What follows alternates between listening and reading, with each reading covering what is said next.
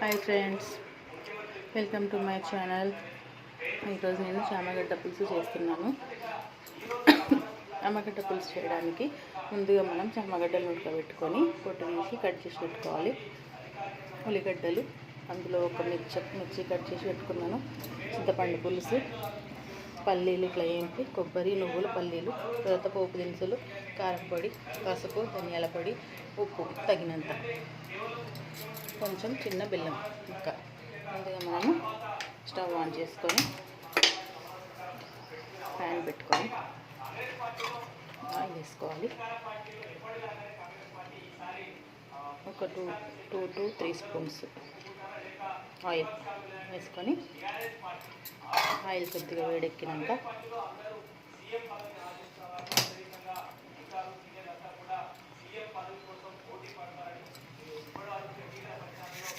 అందులో మనము పోపు దినుసులు యాడ్ చేసుకోవాలి.